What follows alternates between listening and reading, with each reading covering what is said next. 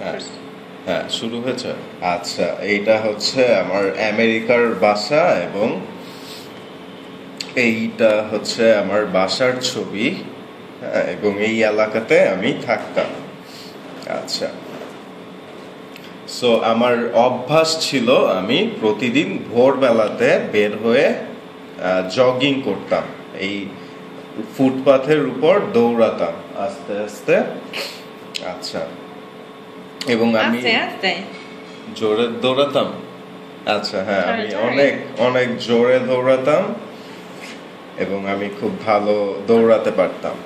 এবং আমাদের বাসার পিছনে একটা বন ছিল, খুব সুন্দর বন ছিল এবং সেইখানে খুব সুন্দর সুন্দর কায়োডি থাকতো, অনেক সুন্দর কায়োডি। আচ্ছা, সো যখন শেষবার আমি দৌড়েছিলাম, কারণ আমরা বাংলাদেশে চলে আসবো ঠিক করেছিলাম এবং সেই দিন ছিল আমাদের শেষবার এই এই ফুটপাতে আমার দৌড়ানো। এবং তাই আমি চিন্তা করেছিলাম যে আজকের এই শেষ দৌড়ানো আমি একটু মজার করব। এবং তাই আমি অনেক নাচ করতেছিলাম রাস্তার মধ্যে, কারণ কেউ ছিল না। হ্যাঁ, এবং অনেকভাবে আমি অনেক লাফাচ্ছিলাম, আমি আমেরিকা ছেড়ে চলে যাচ্ছি, আমি খুব খুশি ছিলাম। আচ্ছা, এবং এবং আমার নাচ দেখে, আমি যখন এইখানে আসলাম, আমার নাচ দেখে একটা বিড়াল খুব রেগে গিয়েছিল। এবং যেহেতু অন্ধকার ছিল আমি দেখতে পাচ্ছিলাম না সে কোথায়, ওই কাগজ কোথায়। এবং সেই কাগজ বলে বিড়াল দেখে, এবং আমি আমার কানে হেডফোন ছিল, তাই আমি বুঝতে পারিনি যে সেটা আসলে কি ছিল, এবং আমি মনে করেছিলাম সেটা একটা বিড়াল। এবং সে একটা একটা শব্দ করছিল, রাগের শব্দ। হ্যাঁ, এবং আমি তাকে বলি, হে বিড়ালের বাচ্চা, তুমি রেগে গেছো কেন, আমার কাছে আসো, আমার কাছে। এবং যখন সে এই ল্যাম্প পোস্টের নিচে আসলো, আমি তখন দেখলাম এইটা হচ্ছে আসলে একটা কায়োরি। এবং সে আমার দিকে অনেক রেগে গিয়ে শব্দ করে আসলো, এবং আমি খুবই ভয় পেয়ে গিয়েছিলাম এবং আমার লোম দাঁড়িয়ে গিয়েছিল ভয়ে। হ্যাঁ, এবং মনে হয় আমি পালানোর জায়গা খুঁজছিলাম।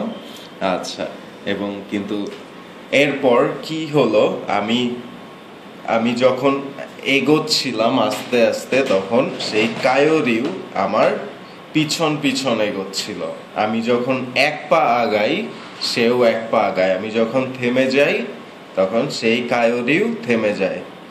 আমি যখন 4 পা আগাই, সেই কায়োরিও 4 পা আগায়।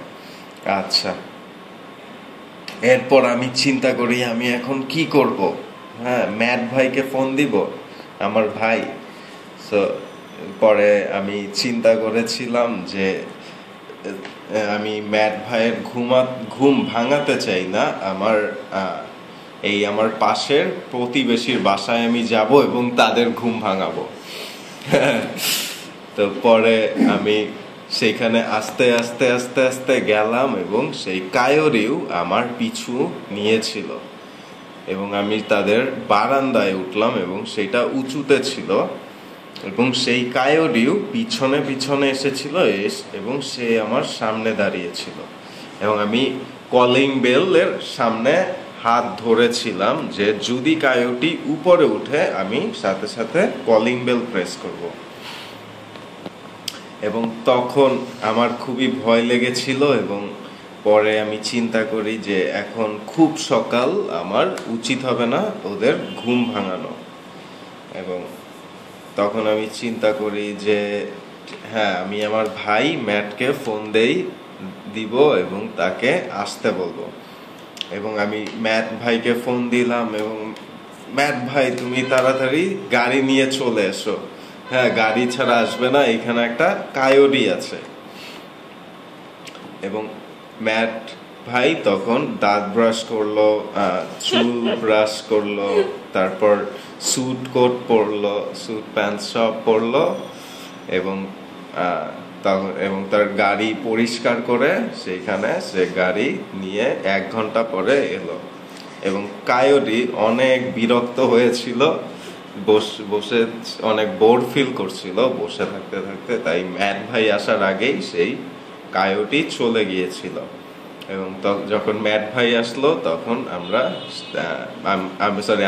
আমি ম্যাট ভাইয়ের সাথে গাড়িতে গেলাম এবং তার সাথে বাসায় চলে গেলাম এবং তাকে আমি বলেছিলাম তুমি কোথায় ছিলে, আমাকে কায়োটি মেরে ফেলতো। এবং ম্যাট ভাই বলেছিল যে কোথায় কায়োটি, আমি কোনো কায়োটি দেখতে পাইনি।